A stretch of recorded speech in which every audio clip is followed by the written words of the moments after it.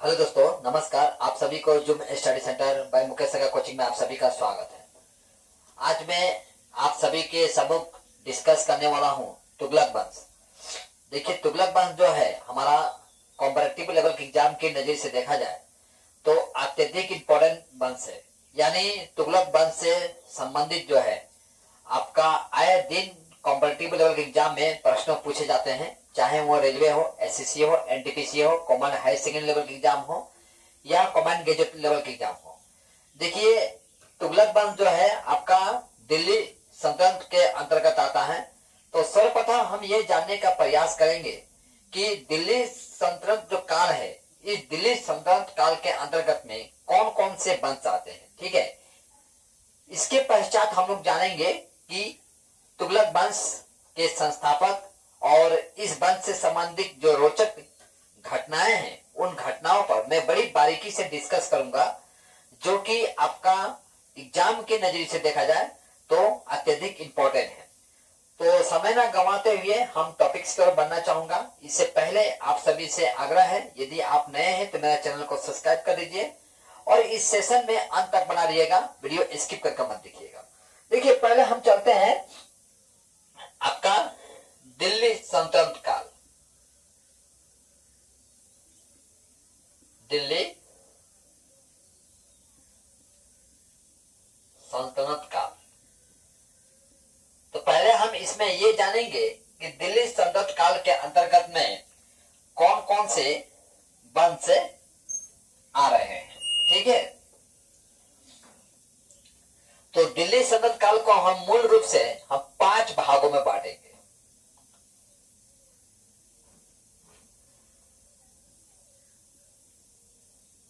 दिल्ली सल्तनत काल को पहला है आपका गुलाम वंश। गुलाम वंश जो कि इसके संस्थापक थे आपका कुतुबुद्दीन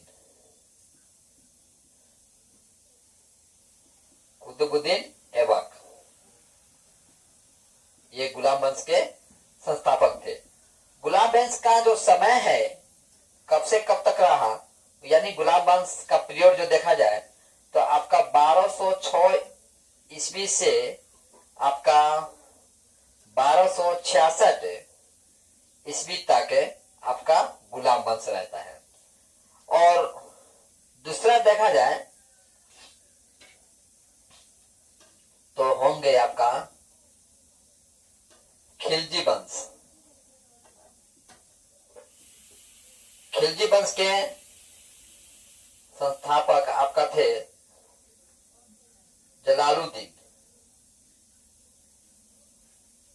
जलालुद्दीन फिरोज खिलजी। ठीक है, यह वंश जो है आपका देखा गया कि कब से कब तक ये वंश रहा, तो ये वंश 1290 ईस्वी से आपका 1320 ईस्वी तक रहा। ठीक है,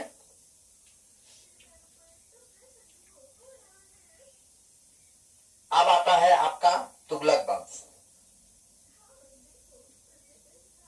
तुगलक वंश, इसका संस्थापक देखा जाए तो गयासुद्दीन तुगलक थे।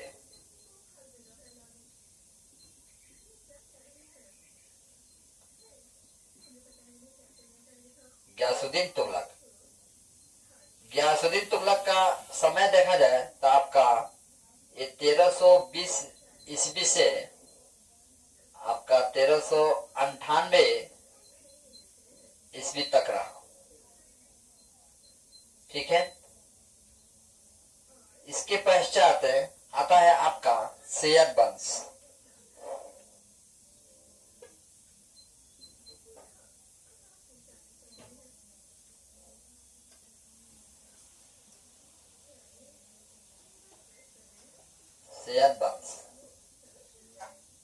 सैयद वंश का संस्थापक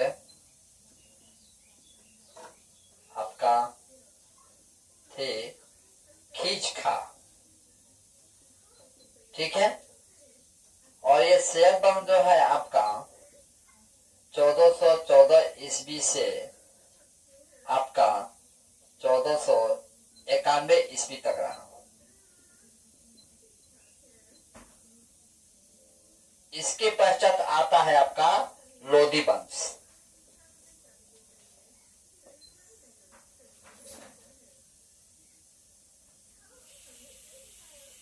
लोधी वंश, लोधी वंश का संस्थापक ये थे आपका बहलोल लोधी।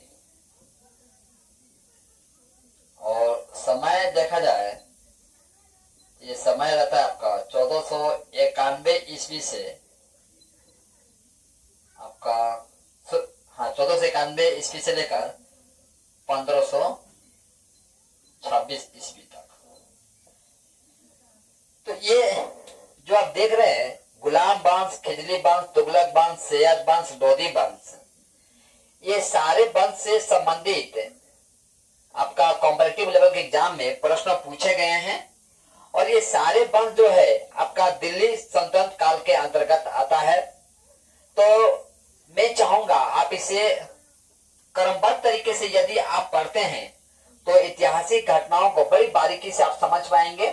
और सिस्टमेटिक तरीका से पढ़ते हैं यानी क्रमबद्ध तरीके से पढ़ते हैं तो सारे घटनाओं आपके आंखों के सम्मुख विजिबल होगा, स्पष्ट होगा, जो कहीं ना कहीं आपका एग्जाम के नजरिए से देखा जाए तो इंपॉर्टेंट भी है। तो देखिए कभी कभी एग्जाम में आपका ये पूछ देता है कि किस वंश के पश्चात कौन सा वंश था, यानी मिलाने को भी दे दिया जाता है। तो गुलाम, खिजली, तुगलक, सैयद और लोधी। देखिए ये जो आप वंश देख रहे हैं, ये वंश जो है कभी कभी एग्जाम में मिलाने को कह दिया जाता है, यानी कौन वंश जो है किस वंश के पश्चात आता है। तो इस वंश को सिस्टमेटिक तरीके से याद करने का मैं ट्रिक्स बनाता हूं। आपका ट्रिक्स हाथ से पदक हो सकता है, पर मेरा मूल उद्देश्य है कि आपको याद कराना ही मेरा मूल उद्देश्य है। तो इसके लिए मैं ट्रिक्स बनाता हूं। गुलाम खेलो, गुलाम खेलो, तुम सब पर लाचार होकर नहीं, लाचार होकर नहीं। ठीक है। गुलाम से गुलाम वंश, खेलों से आपका खिलजी वंश, और तुमसे आपका तुगलक वंश,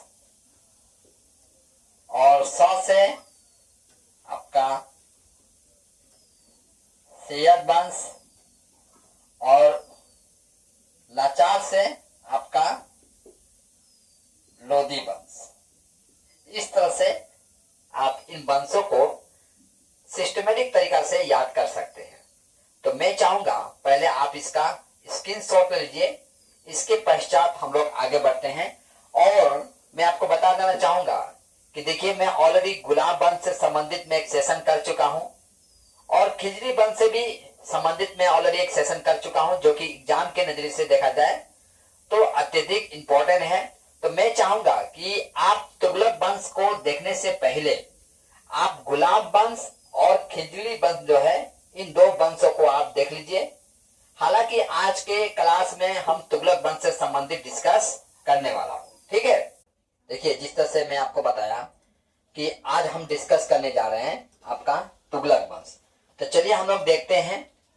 तो पहले तुगलक वंश से पहले हम लोग जानते हैं खिलजी वंश के जो अंतिम जो शासक थे वो कौन थे। ठीक है। तो देखिए आपका जो खिलजी वंश जो था, खिलजी वंश का अंतिम जो शासक थे वो थे आपका खुसरो खा। खुसरो खा जो थे आपका खिलजी वंश का अंतिम शासक थे, जो कि ये एक उपाधि धारण किए थे, जो उपाधि था आपका पैगंबर। पैगंबर के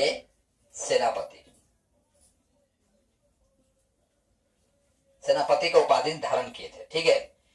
और ये खिलजी वंश के क्या थे? खुसरो खां अंतिम शासक थे।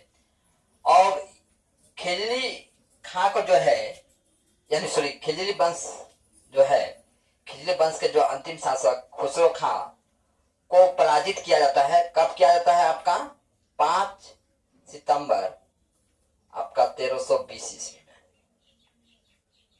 ठीक है। किसके द्वारा? तो ये पराजित होते हैं गाजी मलिक।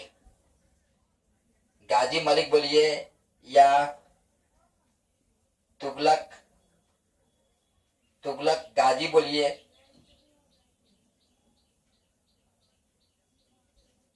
या आप गयासुद्दीन तुगलक बोलिए। गयासुद्दीन तुगलक, ये तीनों नाम जो है एक ही व्यक्ति का है। ठीक है। ये गाजी मलिक जो है, ये गाजी मलिक को इतिहास में तुगलक गाजी भी कहा जाता है और गयासुद्दीन तुगलक भी कहा जाता है। और सबसे फेमस नाम इसका गयासुद्दीन तुगलक ही है। ठीक है। गयासुद्दीन तुगलक जो है आपका दिल्ली के सिंहासन पर बैठता है। कब बैठता है ये आपका?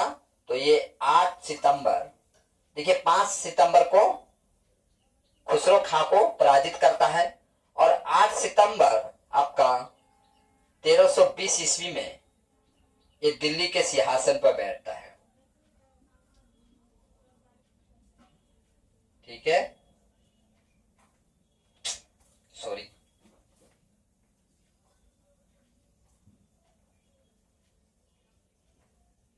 सिंहासन पर बैठता है। गयासुद्दीन तुगलक जो है ये वीर था। मैं इसे वीर इसलिए कहूंगा क्योंकि देखिए इसके शासन काल में लगभग 29 बार मंगोलों का आक्रमण होता है। मंगोलों का आक्रमण होता है और इस आक्रमण को वो विफल कर देता है। इस हिसाब से देखा जाए ये कुशल शासक भी था और वीर भी था। ठीक है। अब गयासुद्दीन तुगलक के द्वारा कुछ किए गए कार्य हैं, उस कार्य को मैं देख लेता हूं जो कि आपका एग्जाम के नजरिए से इंपॉर्टेंट भी है। तो इसका कार्य ये था कि देखिए अलाउद्दीन के समय आपका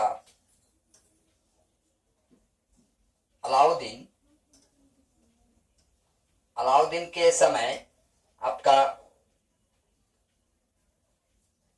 कुछ भूमि लिया गया था। ठीक है।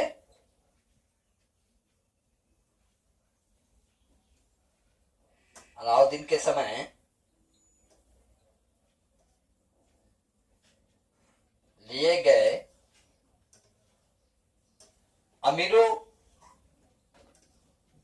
अमीरों की भूमि को वो लौटा देता है। ठीक है।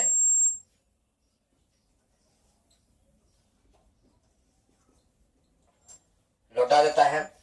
और ये गयासुद्दीन जो तुगलक है, गयासुद्दीन तुगलक एक उपाधि भी धारण करता है। इसकी उपाधि था आपका सिकंदर ए सानी। ठीक है। सिकंदर ए सानी। देखिए सिकंदर जनरली आप जानते हैं सिकंदर जो है मैक दुनिया का शासक हुआ करता था, लेकिन एक वीर योद्धा भी था।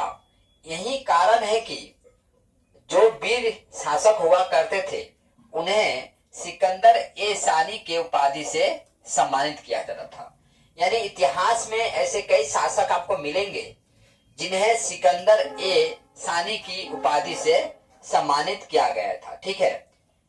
इसके कुछ इंपॉर्टेंट कार्य जो था, यानी गयासुद्दीन तुगलक द्वारा कुछ इंपॉर्टेंट कार्य था जो कि इतिहास में उल्लेखित है और कॉम्पिटिटिव लेवल के एग्जाम के नजरिए से देखा जाए तो इंपॉर्टेंट भी है। तो चलिए पहला तो कार्य हम लोग ये देखिए हम लोग कि अमीरों द्वारा जो भूमि लिया गया था उस भूमि को वो लौटा देता है। दूसरा कार्य ये था आपका कि इसने अपना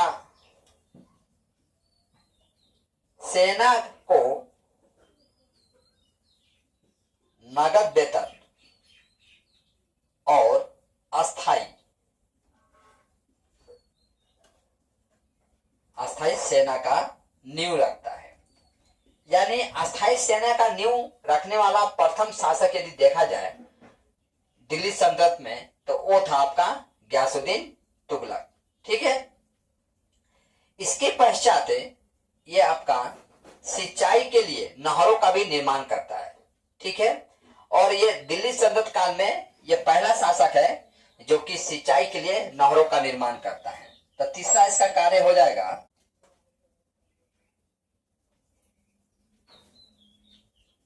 सिंचाई के लिए नहरों का निर्माण।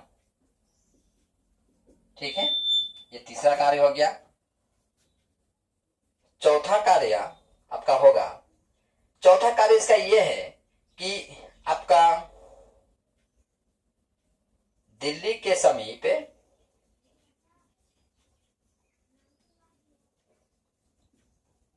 पहाड़ियों पर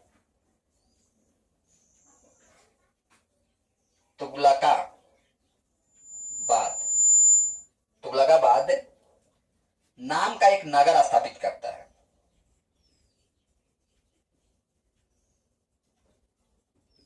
नगर स्थापित करता है जो कि रोमन शैली में बना था। किस शैली में बना था? आपका रोमन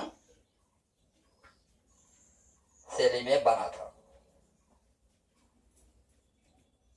और यहां पर एक दुर्ग का भी निर्माण करता है। दुर्ग का निर्माण करता है जिसे आपका 56 कोट के नाम से जाना जाता है। कौन सा कोट? तो ये 56 कोट के नाम से जाना जाता है।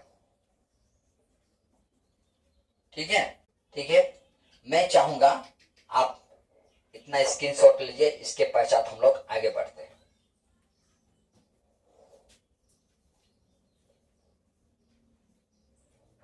देखिए, अब गयासुद्दीन तुगलक की मृत्यु जो है आपका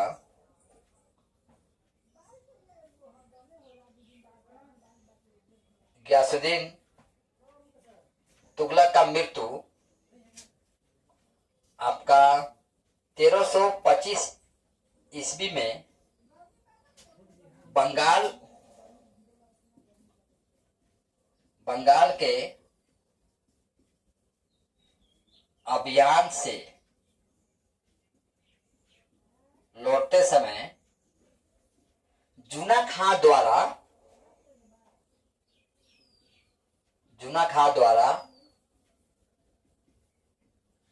बनाया गया लकड़ी का घर में, या लकड़ी का महल, सॉरी घर नहीं होगा, महल होगा, लकड़ी का महल में दबकर हो गया था।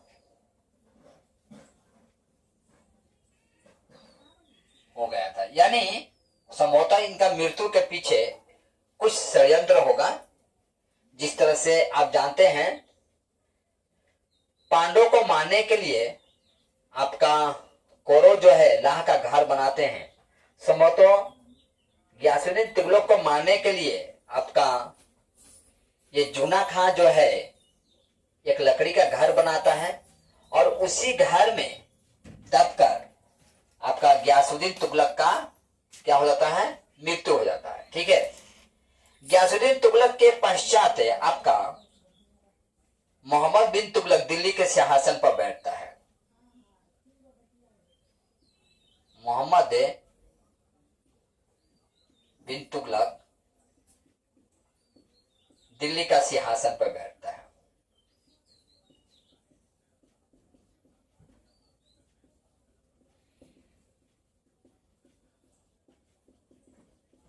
ठीक है। ये जो मोहम्मद बिन तुगलक जो है यह आपका एक शिक्षित शासक था। शिक्षित कुशल शासक था। परंतु दूसरी तरफ ये दूसरी तरफ देखा गया ये स्वप्नशील, दूसरी तरफ स्वप्नशील, पागल और रक्त पियासु था। रक्त पियासु शासक था, यानी अपने विरोधियों को छोड़ता नहीं था। ठीक है, तो इसके लिए आपका दो व्यवहार इतिहास में देखा गया है। एक नंबर तो ये शिक्षित था, कुशल शासक था। दूसरा नंबर ये रक्त पियासु भी था, यानी क्रूर शासक भी था। कृषि के विकास के लिए इसने एक विभाग भी बनाता है। कृषि का विकास के लिए ये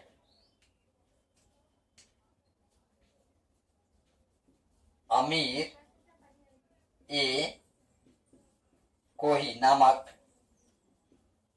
नवीन विभाग बनाता है।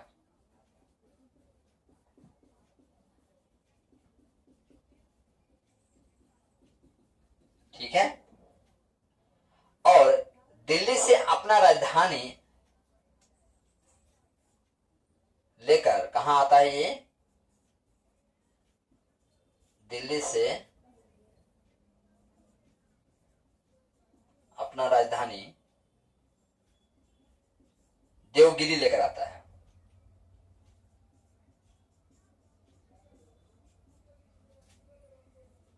देवगिरी में स्थापित करता है।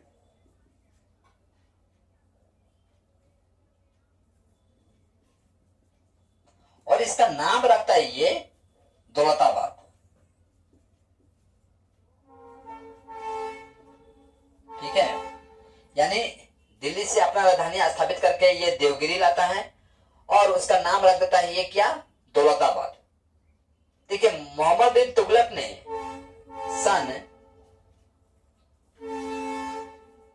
मोहम्मद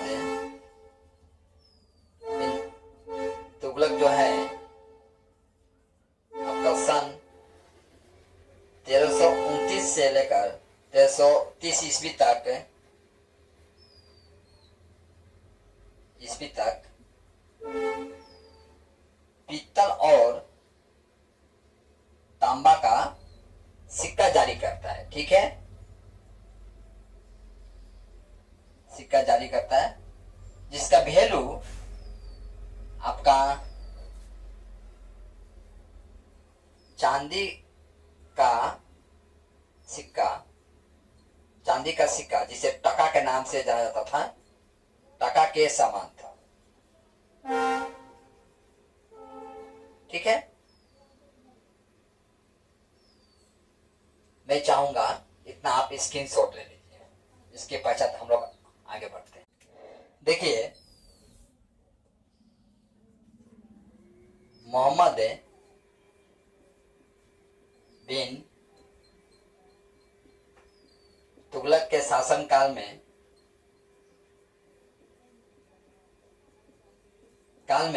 आपका अफ्रीकी यात्री इब्न बतूता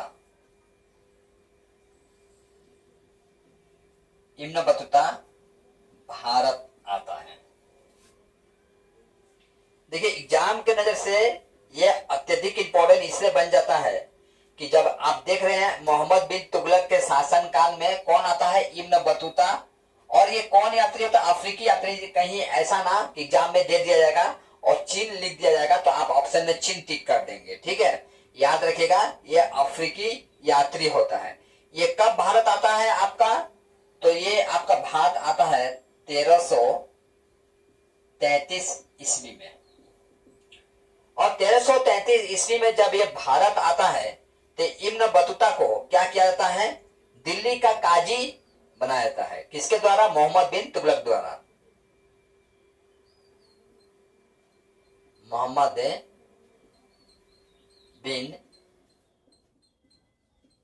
तुगलक के द्वारा आपका इब्न बतूता को दिल्ली का काजी बनाया जाता है।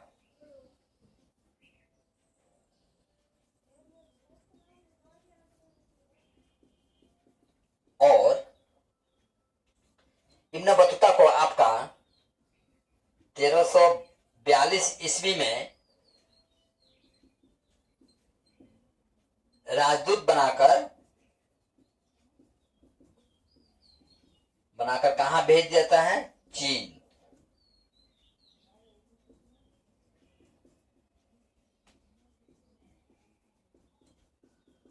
ठीक है, ये आप इंपॉर्टेंट लाइन पढ़ रहे हैं, यहां से परीक्षा में प्रश्नों पूछा गया है। मोहम्मद बिन तुगलक के समय में ही आपका मोहम्मद बिन तुगलक के समय आपका विजयनगर की स्थापना होती है।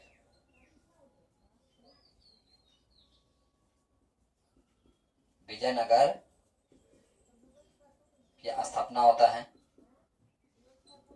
किसके द्वारा? आपका तो ये दो भाई थे जिनका नाम था हरिहर और बुक्का। ये परीक्षा में पूछा गया है कि विजयनगर की स्थापना किसने किया था? तो हरिहर और बुक्का ने किया था, जो कि दोनों क्या थे? भाई थे। इनके शासनकाल में एक और नगर की स्थापना होता है जिसका नाम होता है आपका ब्राह्मणी। नगर की स्थापना होती है।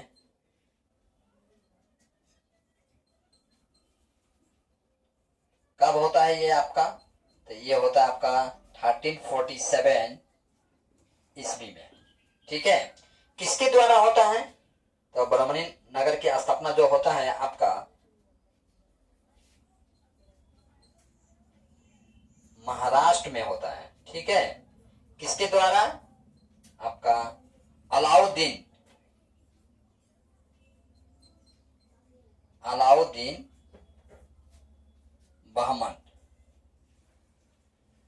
बहमन के द्वारा। ठीक है, ये भी इंपॉर्टेंट है आपका, तो मैं चाहूंगा इसका आप स्क्रीनशॉट ले लीजिए।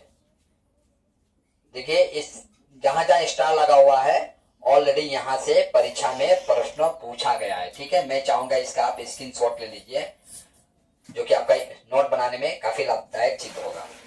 देखिए, इब्न बतूता द्वारा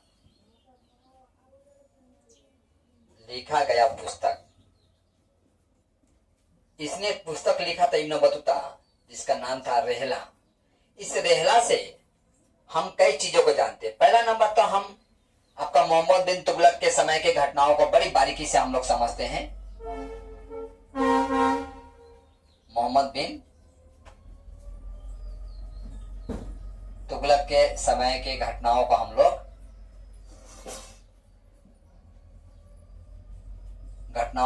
लोग जानते हैं।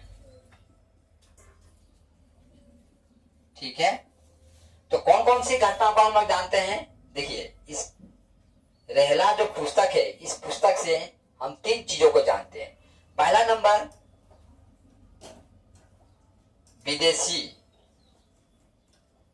विदेशी व्यापारियों का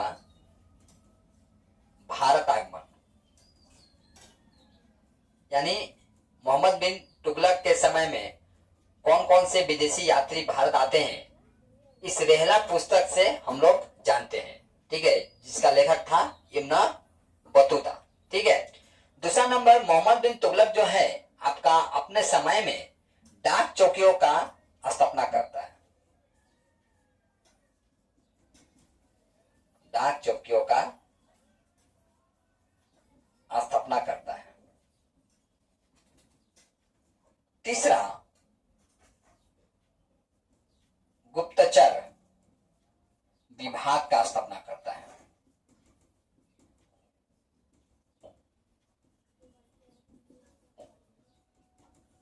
ठीक है, इसका मृत्यु जो होता है आपका, मोहम्मद बिन तुगलक का जो मृत्यु होता है,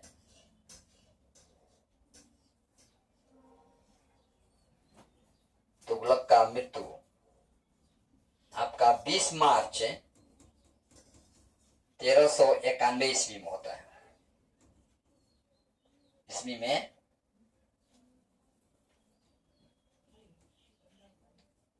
सिंध जाते समय थट्टा एक स्थान होता है, थट्टा, ठीक है, थट्टा के निकट गोंडाल, गोंडाल में होता है,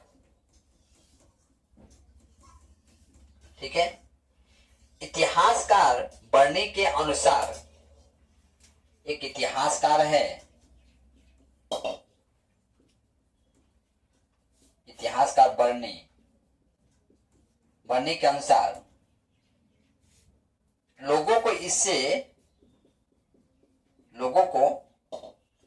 इससे मुक्ति मिलता है,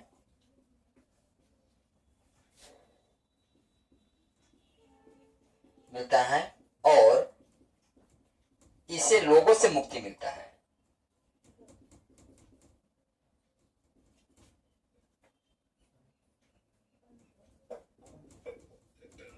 देखिए ये स्टेटमेंट है, संभवतः ये परीक्षा में आपको पूछा जा सकता है, किस इतिहासकार के अनुसार यह स्टेटमेंट दिया गया था, किसके लिए, आपका मोहम्मद बिन तुगलक के द्वारा, ठीक है। परीक्षा में पूछा जा सकता है, तो आप इसे याद कर लीजिएगा, ठीक है। अब ये देखा गया मोहम्मद बिन तुगलक का जब देहांत हो जाता है तो उसके स्थान पर किसे नियुक्त किया जाता है, तो फिरोज तुगलक को शासक बनाया जाता है। लेकिन मैं चाहूंगा इतना आप स्क्रीनशॉट ले लीजिए, इसके पश्चात हम लोग आगे बढ़ते हैं।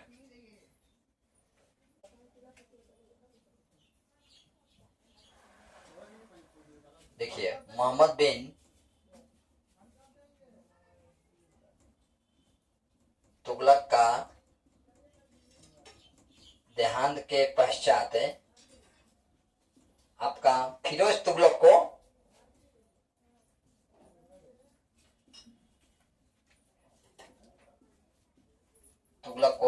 राजा बनाया जाता है,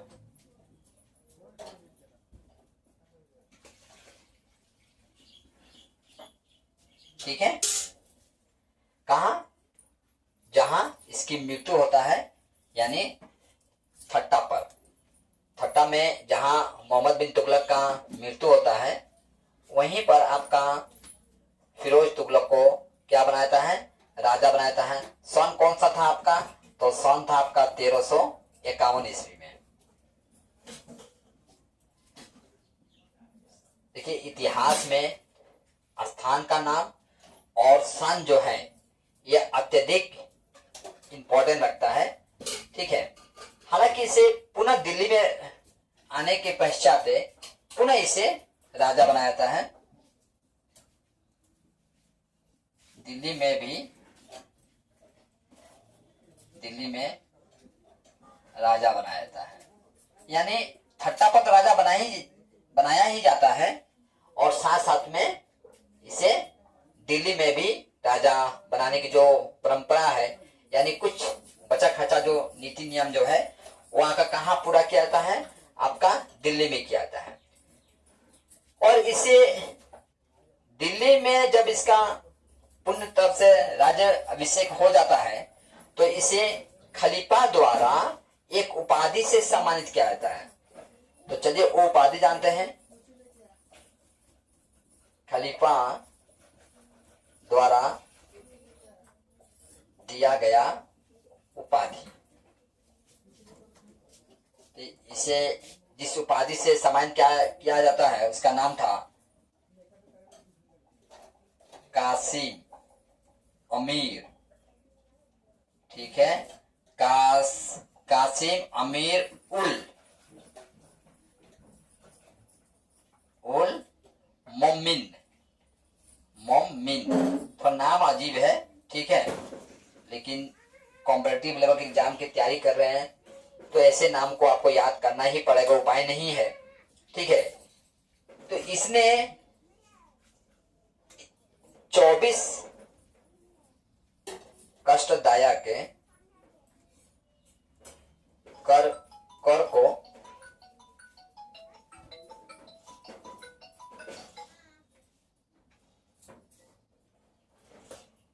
कर को समाप्त कर केवल 4 कर रखा था। ठीक है, 4 कर कौन कौन से थे? तो पहला इसका कर था खराज, ठीक है, जिसे लगान कहा जाता था। दूसरा था आपका खुम्स। खुम्स का अर्थ होता है आपका युद्ध में लूटा गया माल, यानी सामान। ठीक है, तीसरा था आपका जजिया कर। चौथा था आपका जकात। देखिए, जकात कर ये जजिया कर और जकात कर जो है ये गैर मुसलमानों का था,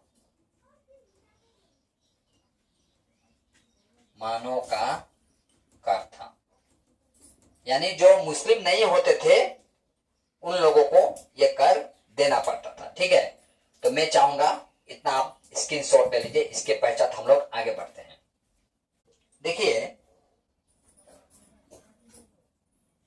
जजिया कर फर्स्ट किसी ने लागू किया था तो वो था आपका कुतुब उद्दीन ऐबक। ये फर्स्ट शासक था, ठीक है, जिसने जजिया कर को लगाया था। फिरोज तुगलक जो है आपका, जो कि मोहम्मद बिन तुगलक के पश्चात राजा बनता है, फिरोज तुगलक है आपका ब्राह्मणों पर जजिया कर लगाया था। जजिया कर लगाया था और ब्राह्मणों पर जजिया कर लगाने वाला ये प्रथम शासक था।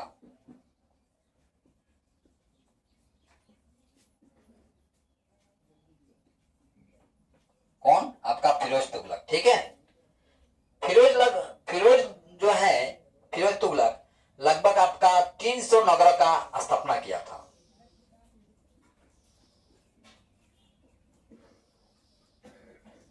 300 नगरों का स्थापना किया था, जिसमें से आपका हिसार जो कि आपका हरियाणा में है, ठीक है,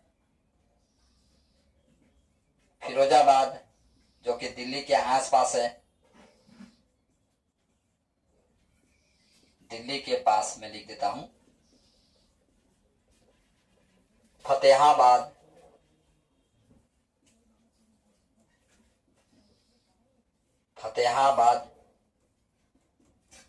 जौनपुर,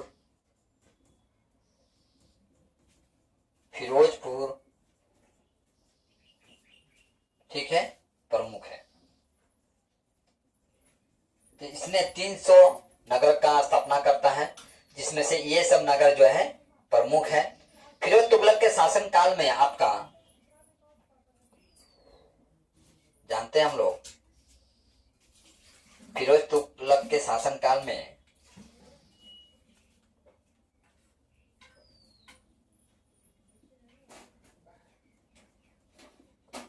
के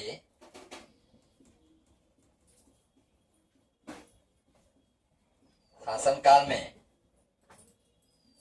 आपका खिजाबाबाद यानी टोपरा गांव,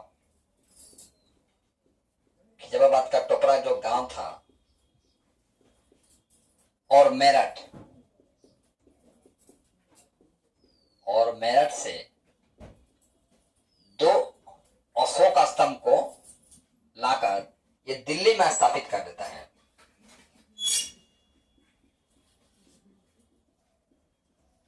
स्तंभ को लाकर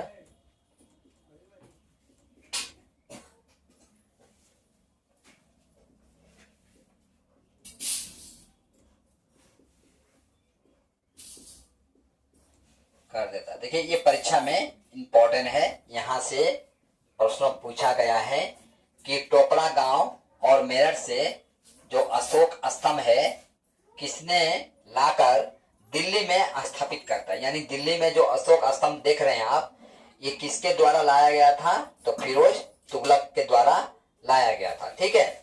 इसके शासनकाल में दासों की संख्या देखा जाए आपका, तो दासों की संख्या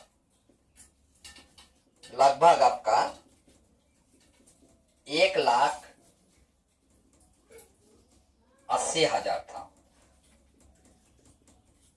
ठीक है। इसके शासनकाल में दासों की संख्या जो था लगभग 1,80,000 था।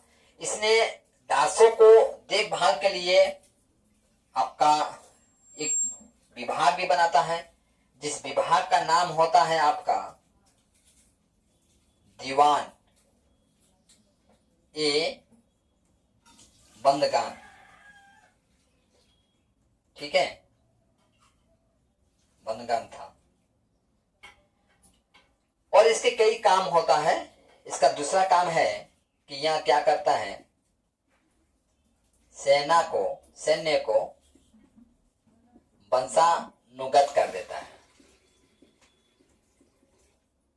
अर्थात यदि किसी का पिता सेना में थे तो उसके पुत्र भी जो है वो सेना में भर्ती होते हैं। ठीक है। यानी एक जनरेशन जो है उसका सेना में सर्विस देते आ रहा था। यानी किसी का पिता सैनिक में है तो उसका पुत्र भी क्या होते थे? सैनिक में होते थे। ठीक है। अच्छा, इसने एक और काम किया था। इसने ज्वालामुखी मंदिर से 1300 ग्रंथों को लूटा था। ठीक है।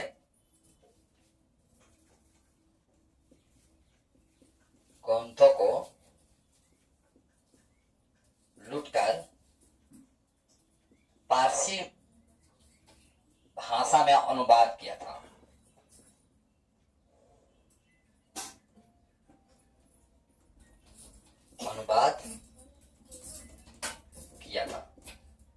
किसके द्वारा किया था? तो फिरोज शाही के द्वारा, दलायते फिरोज शाही। ठीक है, दलायते फिरोज शाही के द्वारा। ठीक है। इसने पारसी भाषा में क्या किया था? अनुवाद किया था।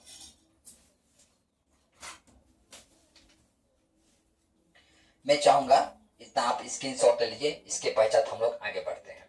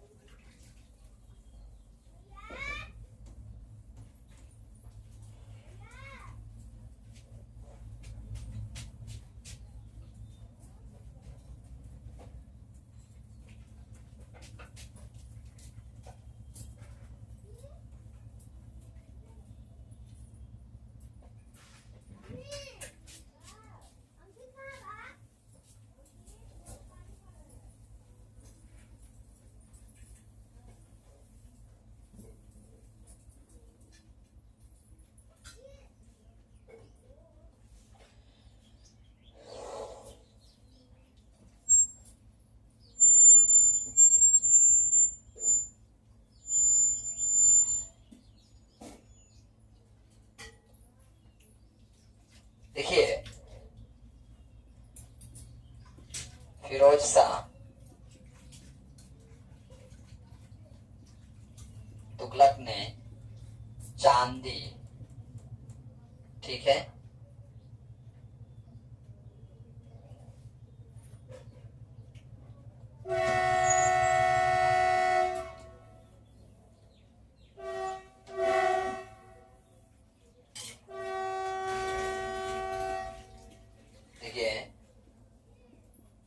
फिरोज शाह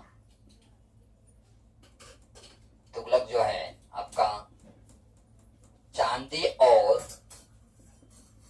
तांबा का सिक्का जारी किया था।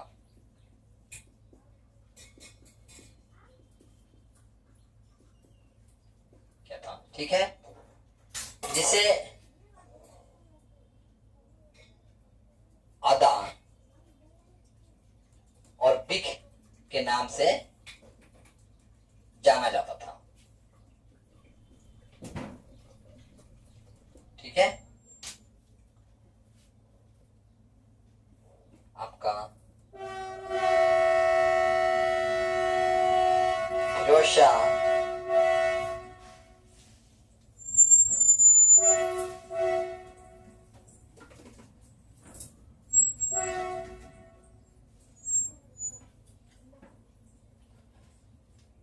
देखिए, फिरोज शाह तुगलक जो है आपका कोटला फिरोज शाह, कोटला फिरोज शाह दुर्ग का निर्माण कराया था।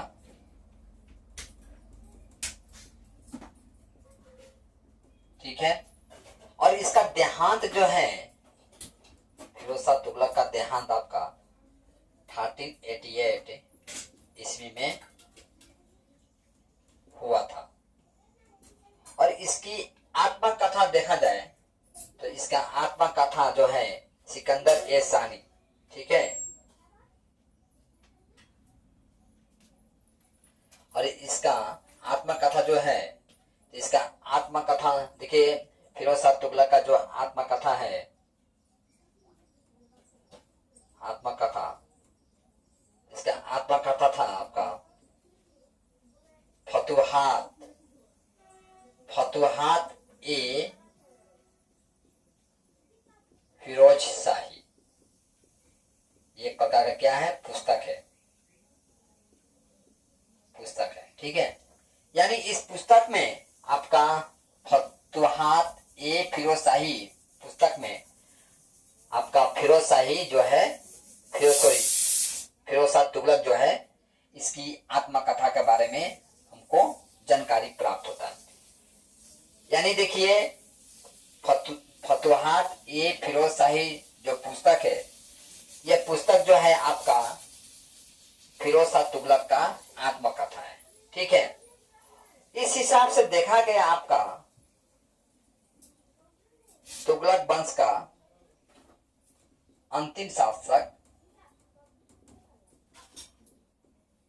शासक आपका फिरोज तुगलक है। ठीक है, तो इस तरह से मैं तुगलक वंश जो है, तुगलक वंश में समाप्त किया।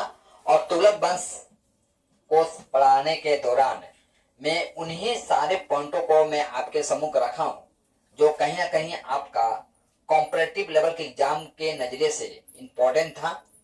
और उन सारे टॉपिक्स को मैं बड़ी बारीकी से यहां डिस्कस किया हूं, जो कि आपका कॉम्परेटिव लेवल के एग्जाम में प्रश्न पूछे गए हैं वहां से। तो अब मुझे क्लास समाप्त करने का अनुमति दीजिए। और इससे पहले मैं आप सभी से कहना चाहूंगा, यदि अब तक आप मेरा चैनल को सब्सक्राइब नहीं किए हैं तो सब्सक्राइब कर दीजिए। और लाइक, कमेंट और शेयर जो है यह आपके लिए है। और कहीं ना कहीं आपका लाइक, कमेंट और शेयर से मुझे पॉजिटिव एनर्जी मिलती है, जो कि मैं इस तरह का वीडियो आपके सम्मुख रखने में सक्षम हो पाता हूं। और यदि आप कुछ सुझाव देना चाहते हैं तो बेझिझक आप सुझाव भी दे सकते हैं। मैं आपकी सुझाव को बड़ी बारीकी से अमल करता हूं। तो आज का क्लास जो है मुझे यहीं समाप्त करने का अनुमति दीजिए। जय हिंद।